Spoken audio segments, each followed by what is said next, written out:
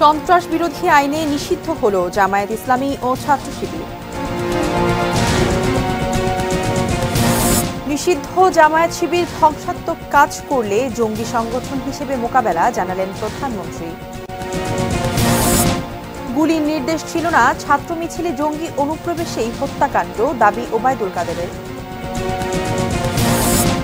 জাতিসংঘের আলাদা কমিটি নয়, দেশের তদন্তে সহায়তা চায় সরকার। এবং বাসায় ফিরেছেন কোটা আন্দোলনের ৬ সমন্বয়ক, আটক অন্যদের ২৪ ঘন্টার মধ্যে মুক্তির দাবি। Sponsored by Abiba finance limited.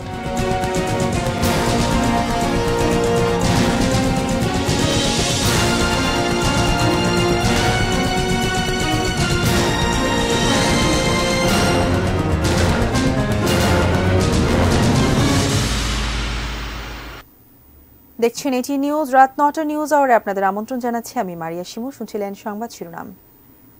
VSL angle channel HB VSL Bikrampur steel limited.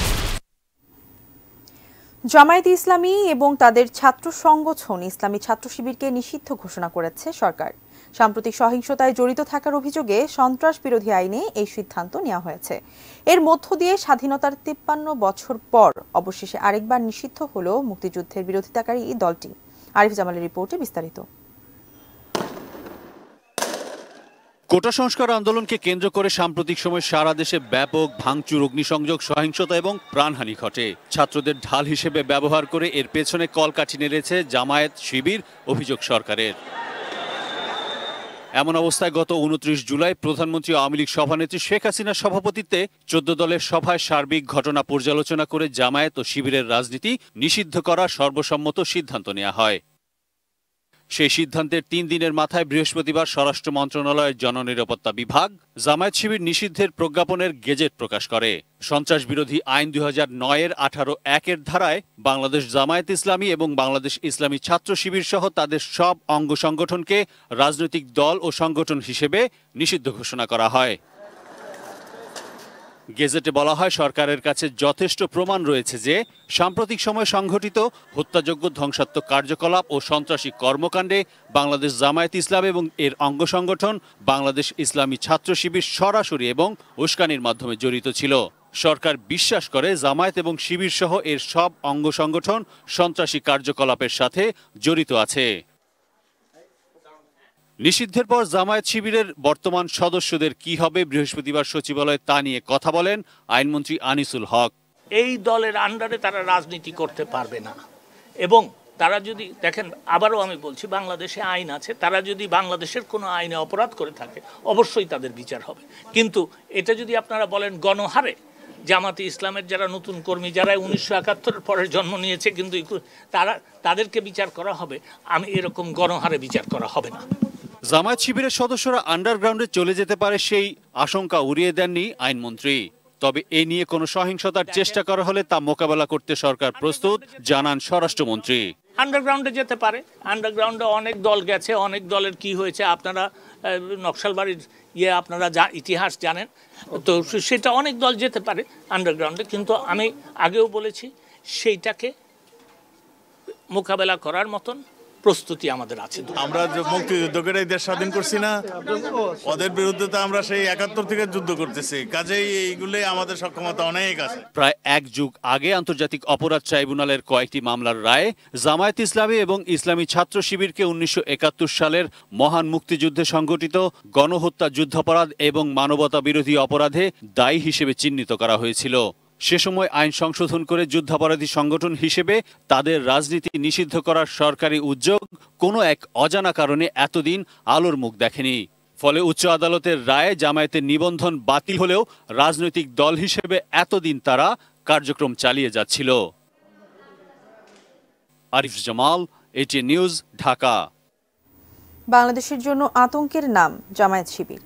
যুদ্ধাপরাধী ও রাজাকারের দল হিসেবে চিহ্নিত জামায়াত ও তাদের ছাত্র সংগঠন ইসলামী ছাত্র শিবির স্বাধীনতার পরও অসংখ্যবার নৃশংসতার প্রমাণ দিয়েছে। রাজনীতির বাগ বদল করতে চেয়েছে রোমহর্ষক নৈরাজ্য দিয়ে। সেসব ঘটনার কিছু খতিয়ান সম্রাট আনোয়ারের রিপোর্টে। কোটা সংস্কার নিয়ে শৃঙ্খলিত আন্দোলনে হঠাৎ করেই বিশৃঙ্খলা, সহিংসতার মাত্রা বাড়ে, জ্বালাও পড়ে জনমনে ভীতি তৈরির পুরনো প্লটে। বিএনপির সাথে আলোচনায় ব্যাপকভাবে নাম আসে জামায়াত শিবিরের নেতাকর্মীদের, কেননা সহিংসতায় কাজ হাসিলের চেষ্টা তাদের ভীষণ পুরনো। ৭১-এ পরাজয়ের যন্ত্রণা থেকে বারবার আগ্রাসী হয় তারা। ১৯৮১ সালের মার্চে প্রতিষ্ঠার মাত্র ৩ বছরের মাথায় ইসলামী ছাত্র শিবিরের ক্যাডাররা চট্টগ্রাম সিটি কলেজের নির্বাচিত এজিএস তবারক হোসেনকে কুপিয়ে হত্যা করে। চট্টগ্রাম কলেজের সোহরাওয়ার্দী হলের শিবির কর্মীরা ছাত্র ইউনিয়ন নেতা মেধাবী ছাত্র শাহাদাত হোসেনকে হত্যা করে ৮৪-তে। ১৯৮৬ সালে জাতীয় ছাত্র সমাজের নেতা আব্দুল হামিদের ডান হাতের কবজি কেটে উল্লাস করা এবং ১৯৮৮ সালে রাজশাহী মেডিকেল কলেজের সামনে ছাত্রমৈত্রী নেতা ডাক্তার জামিল আক্তার রতনকে কুপিয়ে ও হাত পায়ে রক কেটে হত্যা করে শিবিরের ক্যাডাররা। অষ্টম জাতীয় সংসদ নির্বাচনের আগেও ব্যাপক আগ্রাসী ছিল জামায়াত শিবির। ২০০০ সালে চট্টগ্রামের বহদ্দারহাটে শিবিরের ক্যাডাররা মাইক্রোবাসের মধ্যে থাকা ৮ ছাত্রলীগ নেতাকর্মীকে ব্রাশ ফায়ার করে নৃশংসভাবে হত্যা করে। নির্বাচনে জয়লাভের পর বিএনপির সাথে ক্ষমতা ভাগাভাগি করে দেশজুড়ে চালায় সাম্প্রদায়িক হামলা। ২০০৪ সালে বরিশালের বাবুগঞ্জের আগরপুর ইউনিয়নের ছাত্রমৈত্রীর সভাপতি শামীম আহমেদকে হত্যা করে শিবির সদস্যরা। ২০০৬ সালে রাজশাহী বিশ্ববিদ্যালয়ের ভূতত্ত্ব ও খনিবিদ্যা বিভাগের অধ্যাপক আবু তাহেরকে হত্যা এবং সেকুলারিজম ও শিক্ষার শীর্ষক সেমিনারে বক্তব্য দেওয়ার অপরাধে অধ্যাপক হাসান আজিজুল হককে ক্যাম্পাসে অবাঞ্ছিত ঘোষণা করে জনসম্মুখে হত্যার হুমকি দেয় শিবির। যুদ্ধাপরাধীদের বিচার শুরুর পর দেশে বিশৃঙ্খলা ছড়াতে শাহবাগে আন্দোলনরত অ্যাক্টিভিস্ট আহমেদ রাজীব হায়দারকে চাপাতির আঘাতে খুন করা হয়। নৃশংসভাবে হত্যা করা হয় জাগৃতি প্রকাশনা সংস্থার প্রকাশক ফয়সাল আরেফিন দীপন, মুক্তমনা লেখক ব্লগার অভিজিৎ রায়, ব্লগার ওয়াশিকুর রহমান, অনন্ত বিজয় দাস ও নীলাদ্রি চট্টোপাধ্যায়কে। দশম জাতীয় সংসদ নির্বাচনের আগে বিএনপি জামায়াত শিবিরের পেট্রোল বোমার আগুনে পুড়ে সারা দেশে মারা গেছে ৬৪ জন। একই কায়দায় ২০১৩ সাল থেকে পরবর্তী ৩ বছরে সারা দেশে জঙ্গি গোষ্ঠীর ৪৯টি হামলায় শিক্ষক, ধর্মযাজক, বিদেশি, মানবাধিকার কর্মী, পুলিশ ও পুলিশ পরিবারের সদস্যসহ ৫২ জনকে হত্যা করেছে খুনি চক্র। সম্রাট আনোয়ার, এটিএন নিউজ, ঢাকা।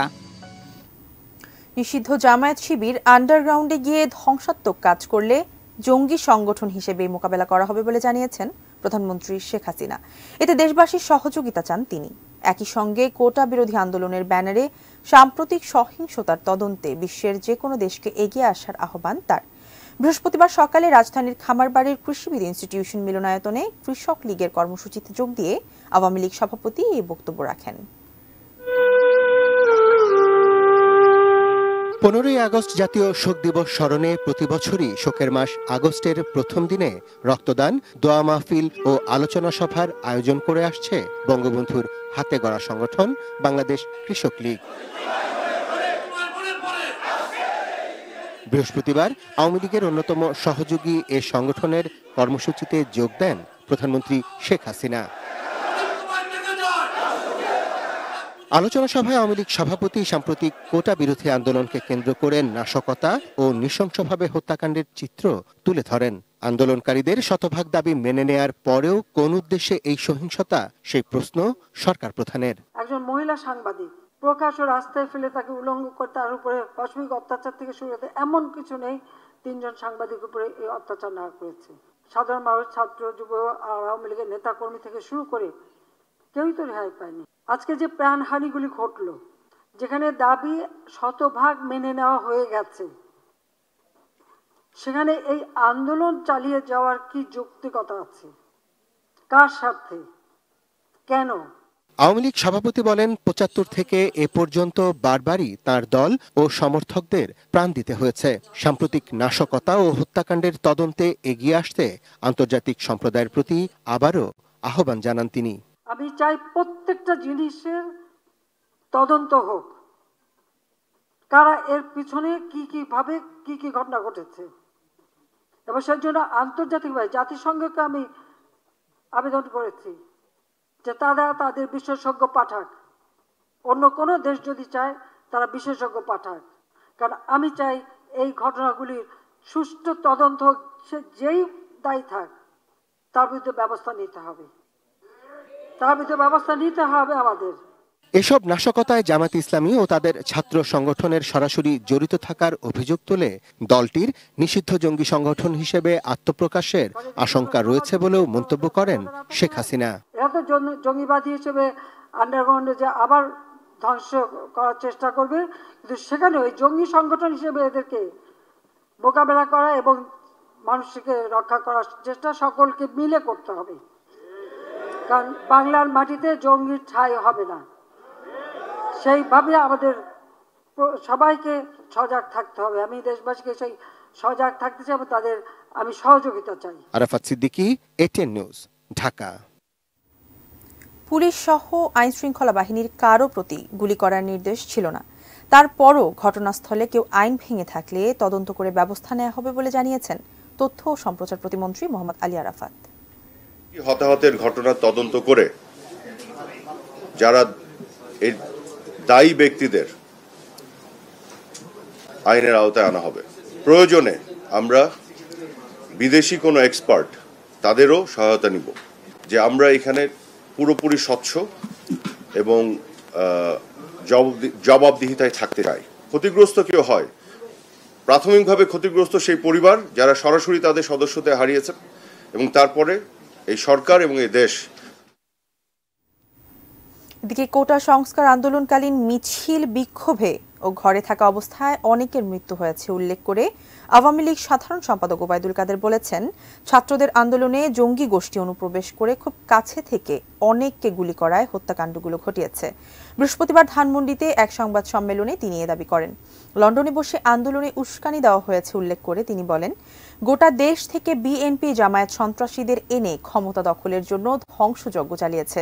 তাদের নেতা লন্ডনে আদেশ দিয়ে সারা দেশে হত্যাকাণ্ড ঘটিয়েছে। ওবায়দুল কাদের বলেন, হত্যাকাণ্ডের তদন্ত হচ্ছে, তদন্তে বেরিয়ে আসবে গুলি কিভাবে শিশুর মাথায় বা চোখে লাগলো। দেখা মাত্র গুলির নির্দেশনা আইন শৃঙ্খলা বাহিনীকে দেয়া হয়নি। সেনাবাহিনী কোথাও গুলি ছুড়েছে এমন খবর জানা নেই। এ সময় নিরপরাধ কেউ যাতে হয়রানি না হয় সেই বিষয়ে আইন শৃঙ্খলা বাহিনীর কাছে অনুরোধ করেন তিনি। দেখা মাত্র গুলি নির্দেশের বিষয়ে ভুল বার্তা দেওয়া হচ্ছে। কোনো আন্দোলনকারীর উপর গুলি চালানোর নির্দেশনা আইন শৃঙ্খলা বাহিনীকে কখনো দেওয়া হয়নি। তারপরেও আমরা বলবো, তদন্ত হচ্ছে, সঠিক তদন্তের মাধ্যমে সত্য বেরিয়ে আসবে। কোটা আন্দোলনের জেরে চলা সহিংস ঘটনা তদন্তে এই মুহূর্তে জাতিসংঘের আলাদা তদন্ত কমিশন চাইছে না সরকার, বরং দেশের গঠিত বিচার বিভাগীয় তদন্ত কমিশনকে টেকনিক্যাল সহযোগিতা করতে যোগাযোগ শুরু হয়েছে জাতিসংঘের সঙ্গে। কোটা সংস্কার আন্দোলন এবং এই ঘটনার জেরে দেশ জুড়ে চলা সহিংসতা ও মৃত্যুর ঘটনা নিয়ে ঢাকায় কর্মরত কূটনীতিকদের তৃতীয় দফায় ব্রিফিং করল পররাষ্ট্র মন্ত্রণালয়। আগের দুটি ব্রিফিংয়ে নেতৃত্ব দিয়েছেন পররাষ্ট্রমন্ত্রী। বৃহস্পতিবার রাষ্ট্রীয় অতিথি ভবন পদ্মায় ২৩টি মিশন প্রধানকে ব্রিফ করেন পররাষ্ট্র সচিব মাসুদ বিন মোমেন এবং প্রধানমন্ত্রীর press secretary Naimul Islam Khan. Video footage বিশ্লেষণ করে দেখিয়ে সরকারের পক্ষ থেকে কূটনীতিকদের বলা হয়, সবখানে সরকার গুলি ছোড়েনি, বরং অনেক জায়গায় গুলি ছোড়ার মতো পরিস্থিতি দেখেও প্রাণহানি ঠেকাতে অপেক্ষা করেছে আইন শৃঙ্খলা রক্ষাকারী বাহিনী।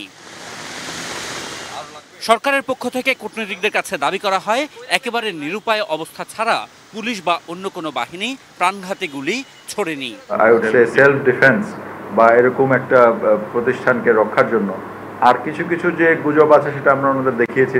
হতাহতের পরিসংখ্যান দিয়ে সরকারের পক্ষ থেকে বলা হয়, নিহতদের মধ্যে মাত্র 1/6 শিক্ষার্থী, এর মধ্যে ছাত্রলীগের কর্মী এবং আন্দোলনকারীরাও আছে। সহিংসতা যুক্ত এবং আহতদের পরিচয় নিয়েও প্রশ্ন আছে বলে দাবি করা হয়। এই যে আহত যারা হাসপাতালে আছে তাদের বৈশিষ্ট্যটা কি, জেনারেল বৈশিষ্ট্যটা কি, তাদের কতজন অরিজিনাল কোটা বিরোধী আন্দোলনের সাথে রিলেভেন্ট। এদিকে কূটনীতিকদের পরপরই অপেক্ষমান সংবাদকর্মীদের ব্রিফ করেন পররাষ্ট্র সচিব। জানান, জাতিসংঘ ছাড়াও বেশ কিছু রাষ্ট্র এই সহিংসতার ঘটনা তদন্তে সাহায্য করতে চায়।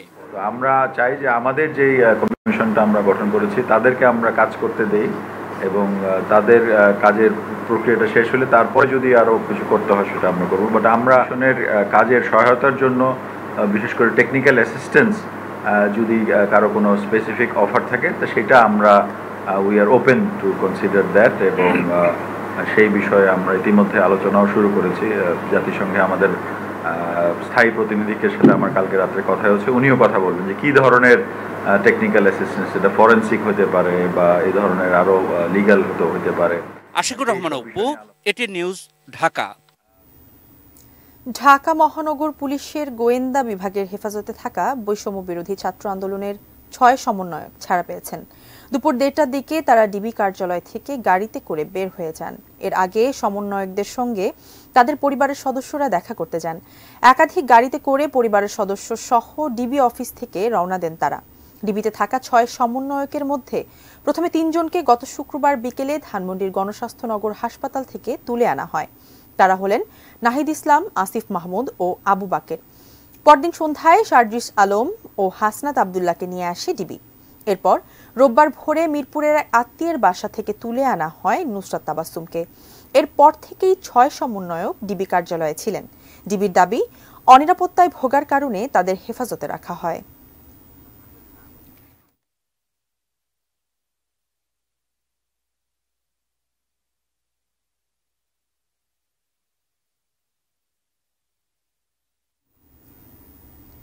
চব্বিশ ঘন্টার মধ্যে আটক শিক্ষক শিক্ষার্থীদের মুক্তির দাবি জানিয়েছেন নিপীড়ন বিরোধী শিক্ষক ও নাগরিক সমাজ। একই সঙ্গে কোটা সংস্কার আন্দোলনকে কেন্দ্র করে ছাত্র জনতা হত্যার বিচারও দাবি করেন তারা। বৃষ্টি উপেক্ষা করে অপরাজেয় বাংলার পাদদেশে সমবেত হন ঢাকা বিশ্ববিদ্যালয়ের বিভিন্ন বিভাগের শিক্ষকরা। কোটা সংস্কার আন্দোলনকে কেন্দ্র করে সারা দেশে শিক্ষার্থী ও সাধারণ জনতার উপর হামলা, মামলা এবং গ্রেফতারের প্রতিবাদ জানান তারা। নিপীড়ন বিরোধী শিক্ষকদের এ সমাবেশে যোগ দেন অন্য বিশ্ববিদ্যালয়ের শিক্ষকরাও, যাদের বেশিরভাগই ঢাকা বিশ্ববিদ্যালয়ের প্রাক্তন শিক্ষার্থী। প্রত্যেকেই সমাবেশে যোগ দিয়ে ক্যাম্পাসে ঢোকার পথে পুলিশি বাধার মুখে পড়েন বলে অভিযোগ করেন। যারা গুলিবিদ্ধ হয়েছে তারা সকলে আমার সন্তান। আপনারা সবাই নেমে আসুন। আপনারা যদি আজকে নেমে না আসেন, আপনার সন্তানদেরকে আপনারা কিভাবে মুখ দেখাবেন? বিক্ষোভ সমাবেশে শিক্ষকরা অবিলম্বে সারা দেশে গ্রেফতারকৃত শিক্ষক শিক্ষার্থীদের মুক্তি দাবি করেন। শিক্ষার্থীদের বাড়ি বাড়ি গিয়ে পুলিশি তল্লাশি বন্ধ এবং জাতিসংঘের তত্ত্বাবধানে আন্দোলনে নিহত শিক্ষার্থী জনতার নিরপেক্ষ তদন্ত দাবি করেন তারা। প্রতিবাদ করলেই ট্যাগ লাগিয়ে দেওয়া হয়, এই ট্যাগানো বন্ধ করতে হবে। আমাদের ছাত্রদেরকে অনিরাপদ রেখে আমরা কোনোভাবেই আমাদের বাসায়, আমাদের কোথাও আমরা শান্তিতে বসে থাকবো না। আমাদের অস্তিত্বে আঘাত আনা হয়েছে, বাংলাদেশের বুকে গুলি করা হয়েছে। বিক্ষোভ সমাবেশ শেষে শিক্ষকরা ক্যাম্পাসে বিক্ষোভ মিছিল বের করে ভিসির বাসভবনের সামনে ঘুরে কেন্দ্রীয় শহীদ মিনারে যান। সেখানে শ্রদ্ধা নিবেদন ও 1 মিনিট নীরবতা পালন করেন শিক্ষকরা। দুপুরে আটক ছাত্র জনতার মুক্তির দাবিতে ডিবি কার্যালয়ে যান নিপীড়ন বিরোধী শিক্ষক ও নাগরিক সমাজের প্রতিনিধিরা। শিক্ষার্থীদের মুক্তির দাবিতে 24 ঘন্টার আলটিমেটাম দেন তারা। কোনোদিন আমরা এই ক্ষত থেকে উঠতে পারবো কিনা তা জানি না। আপনাদের কাছে স্বনির্বন্ধ অনুরোধ, আপনারা বাংলাদেশ পুলিশ হয়ে কাজ করবেন। আপনারা কোনো শিক্ষার্থীকে আর আটক করবেন না। জাতীয় আন্তর্জাতিক যে পেশাগত উৎকর্ষের কথা তারা বলে থাকেন, যে প্রশিক্ষণ তারা পেয়েছে সেগুলোকে পদদলিত করেছে।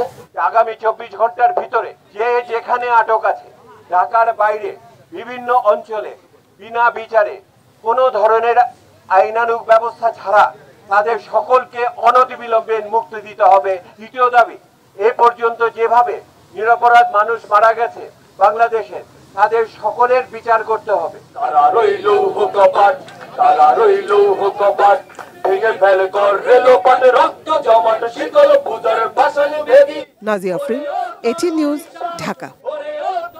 দাদির কাছে আর 10 টাকার জন্য আবদার করবে না শিশু শাফকাত সামির। চাচার কাঁধেও ঘাড় রেখে দেখবে না বাইরের দৃশ্য।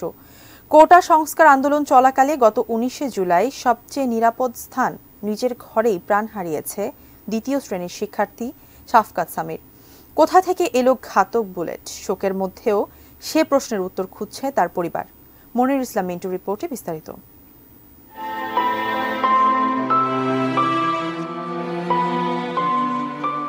বই খাতা, খেলার সামগ্রী সবই আছে, কিন্তু নেই শুধু সামির। রক্তের দাগ, দেওয়ালে গুলির চিহ্ন। দাদি ফৌজে আক্তার মিনু এখানে ওখানে খুঁজে বেড়ান প্রিয় নাতি সামিরের স্মৃতি। একমাত্র সন্তানের শোকে পাগল প্রায় মা তার বাবার বাড়ি আশুলিয়া থেকে এখনো ফেরেননি। আমার কলজের টুকরা ছিঁড়ে লেগেছে, কিভাবে এমন আর এইভাবে কে করলো আমার এইভাবে? ঘরে তো আমার দাদু তো ঘরে তো করতেছিল, ঘরের ভিতরে যদি আমরা নিরাপদ নাই কই থাকবো আমরা?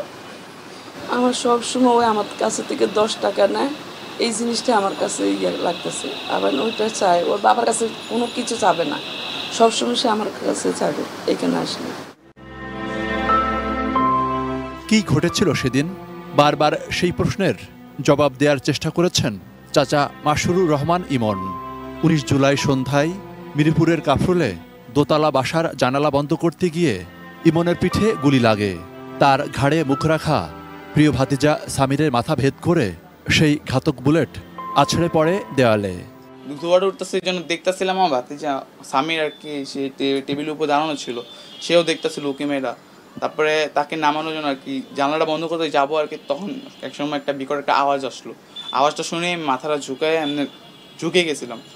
তো ঝুঁকার সাথে সাথে একটা বুলেট টাইপ আমার এখানটা এসে এই যে এখানটা ঘষা যায় আমার ভাতিজা ভাইয়ের ছেলে তা পিছিয়ে ছিল যে আমার, তার চোখ ডান চোখ দিয়ে ঢুকে মাথার পিছ দিয়ে বেরিয়ে ওখানে একটা ছিদ্র হয়ে গেছে দেওয়ালে যা লাগছিল।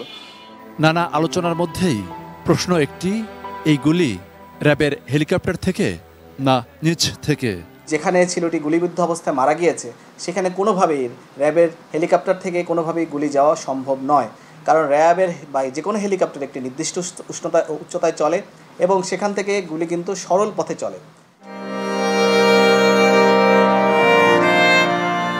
গুলি যেভাবে লাগুক, চাচার কাঁধে মাথা রেখেই সামির হারিয়ে গেছে, আর কোনোদিনই ফিরবে না। এর চেয়ে নির্মম সত্য আর কি হতে পারে? মনিরুল ইসলাম মিন্টু, এটি নিউজ, ঢাকা।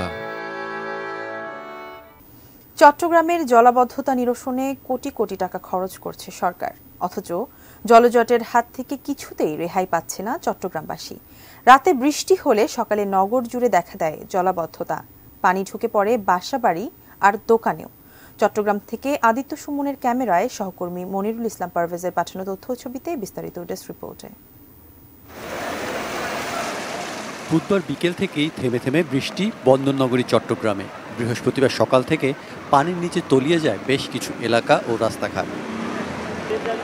তলিয়ে গেছে নগরের পাঁচলাইশ, কাতালগঞ্জ, চকবাজার, মুরাদপুর, বাকলিয়া ও আগ্রাবাদ সহ বিভিন্ন এলাকার সড়ক। ভুক্তভোগীদের অভিযোগ, বৃষ্টি হলেই সড়কে থাকে হাঁটু সমান পানি। চলাফেরার পাশাপাশি বাধাগ্রস্ত হয় গাড়ি চলাচলও। বলতে বলতে তো মানুষ তো অসহায় হয়ে গেল। এখন মানুষের অবস্থা এই পথ আর কি, আমরা এক গলা পানিতে সাঁতাইতেছি। জলাবদ্ধতা নিরসনে 4টি বড় প্রকল্প বাস্তবায়ন করছে সরকার, অথচ নগরবাসীর জলাবদ্ধতার ভোগান্তি দূর হয়নি। পানি উঠতেছে, বৃষ্টি বলে পানি উঠে যাচ্ছে, কেউ আসে না। আমরা দোকান সব ডুবে গেছে পানিতে। প্রত্যেক বছরে ম্যাক্সিমাম 3-4 বার পানি। খালের গভীরতা কম হওয়ার কারণেই পানি নামতে পারছে না, আর এজন্যই এমন দুর্ভোগ বলে মনে করেন সিটি মেয়র। গাইডওয়াল দিয়ে তো পানি যাবে না, পানি যাবে খাল দিয়ে। খালের গভীরতা যদি না থাকে তাহলে আপনি পানি যাবে কোত্থেকে? আর আমাদের এখানে পাহাড়গুলো বালির পাহাড়, একটু বৃষ্টি হলেই সেখানে বালি এসে জমে যায়। চট্টগ্রামে প্রচুর বৃষ্টির কারণে জারি করা হয়েছে পাহাড় ধসের সতর্কবার্তা। Saikat Dasgupta, desk report, ATN news. এবারে দেশের বাইরের খবর।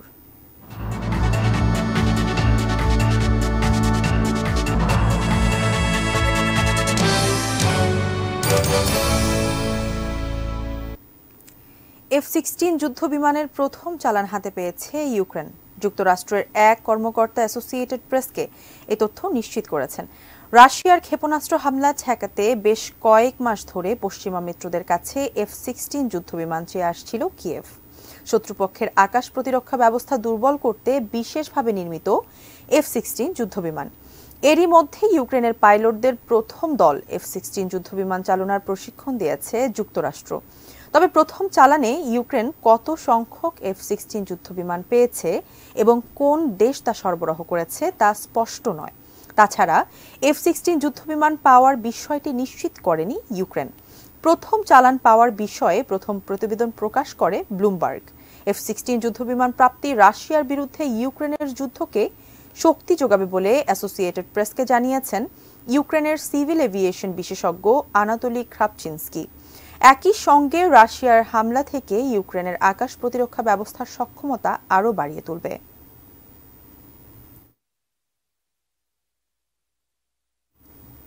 এবারে ইস্পাহানি স্পোর্টস নিউজ।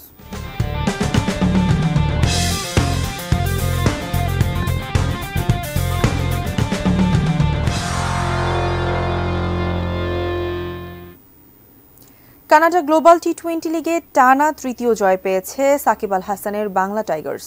অন্টারিওতে আগে ব্যাট করে 101 রানে গুটিয়ে যায় সারে জাগুয়ার্স। জবাবে 1 ওভার বাকি থাকতেই 4 উইকেটে জয় তুলে নেয় বাংলা টাইগার্স।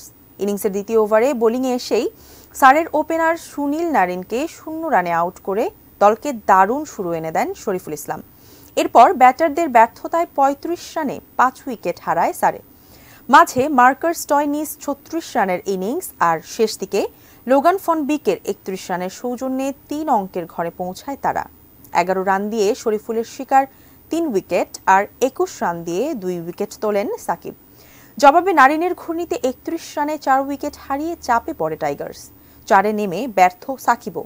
তবে ডেভিস ভিসা 27 ও ডিলন হেলিগারের 17 রানের জয় নিয়ে মাঠ ছাড়ে Bangla Tigers.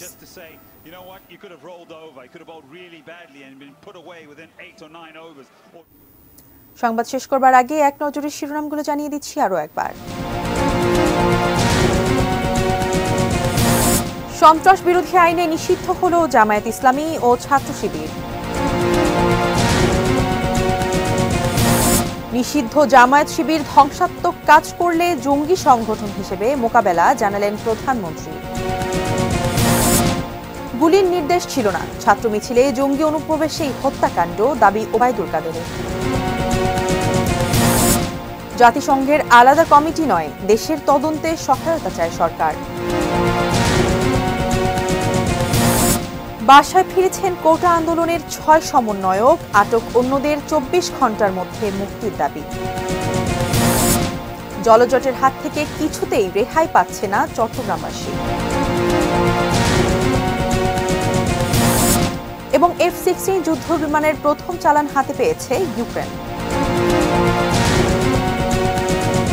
Sponsored by Abiba Finance Limited. এই ছিল রাত 9টা নিউজ আওয়ার। এটি নিউজের সব খবর জানতে ভিজিট করুন www.atnewstv.com। এছাড়া চোখ রাখুন এটি নিউজের ইউটিউব ও ফেসবুক পেজে। সঙ্গে থাকুন, দেখতে থাকুন।